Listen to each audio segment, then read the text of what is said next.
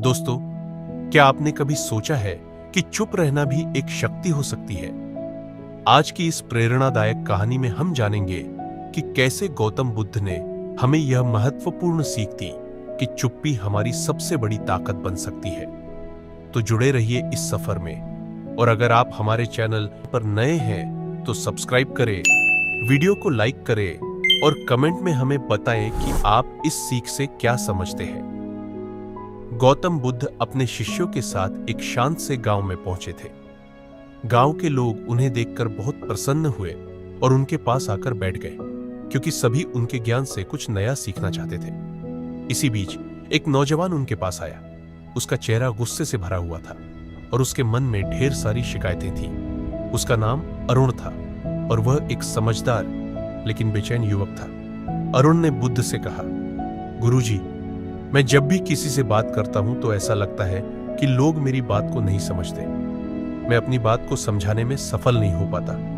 हर जगह झगड़े और मनमुटाव बढ़ जाते हैं। आप ही बताइए, क्या इसका कोई उपाय है?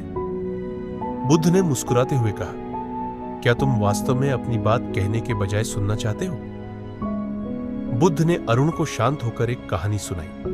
उन्होंने कहा, कई साल पहले एक गांव में एक बुजुर्ग व्यक्ति रहते थे जिन्हें सभी लोग मान सम्मान देते थे। एक दिन एक नौजवान उनके पास गया और बोला, बाबा, मैं चाहता हूं कि लोग मेरी बातें सुने और माने। मुझे ऐसा क्या करना चाहिए कि मेरी बातों का असर हो?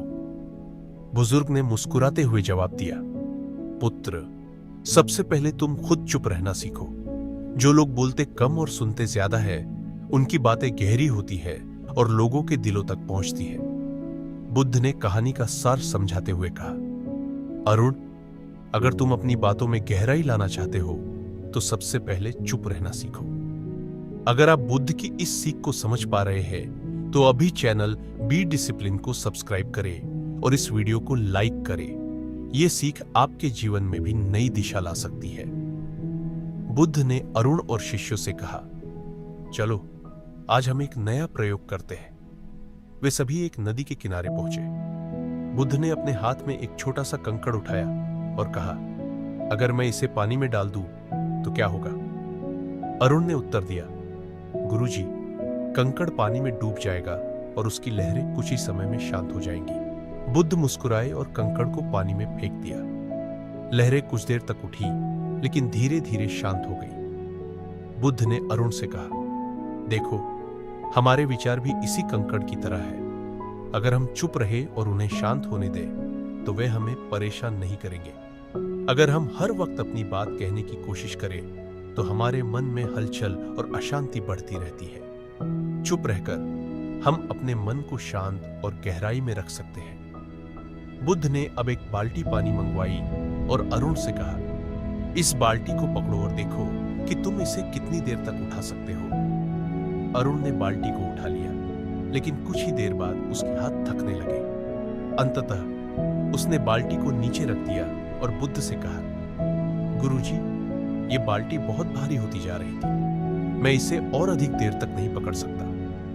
बुद्ध ने उसे देखा और मुस्कुराते हुए बोले, यही हमारे विचारों का हाल है। अगर तुम अपने विचारों को हमेशा पकड़ कर रखोगे तो थकान महसूस करोगे। उन्हें जाने दो, उन्हें छोड़ दो, ताकि तुम हल्का महसूस कर सको। चुप रहकर तुम अपने मन को खाली कर सकते हो और उसे शांति का अनुभव दे सकते हो।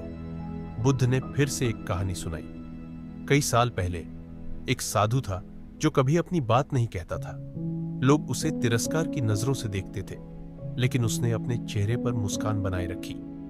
एक दिन एक राजा ने उससे पूछा, तुम कभी कुछ क्यों नहीं बोलते? साधु ने मुस्कुराते हुए जवाब दिया, बोलने की शक्ति से बड़ी है चुप्पी की शक्ति। जब मैं चुप रहता हूं तब मैं खुद के भीतर की शांति को महसूस करता हूं। बुद्ध ने समझाया, अरुण, उस साधु की तरह अगर हम अपने विचारों को संयमित रखें तो हम अपनी ऊर्जा को सही दिशा में इस्तेमाल कर सकते हैं। यह सच्ची शक्ति है। अरुण को धीरे धीरे समझ में आ गया कि बुद्ध का संदेश कितना गहरा था। उसने बुद्ध के चरणों में नतमस्तक होकर कहा, गुरुजी, मुझे अब समझ में आ गया कि चुप्पी ही सच्ची ताकत है। मैं अब इस सीख को अपनाऊंगा और अपने जीवन में शांत रहने का प्रयास करूंगा। बुद्ध ने मुस्कुराते हुए कहा, याद रखो बेटा, चुप्पी सिर्फ मौन नहीं है, यह आत्म संयम की एक कला है। इसे अपनाओ और तुम्हें अपने जीवन में गहरी शांति प्राप्त होगी। तो दोस्तों, यह कहानी हमें सिखाती है कि चुप रहना भी एक अनमोल कला है। जब हम चुप रहते हैं तो हम अपनी ऊर्जा को बेहतर तरीके से समझ पाते हैं और सच्ची शांति का अनुभव करते हैं। अगर आपको इस कहानी से प्रेरणा मिली हो तो चैनल बी डिसिप्लिन को सब्सक्राइब करें, वीडियो को लाइक करें और कमेंट में बताएं कि आपको इस कहानी से क्या सीख मिली। याद रखें, चुप रहना सिर्फ मौन नहीं है, यह शक्ति है। धन्यवाद।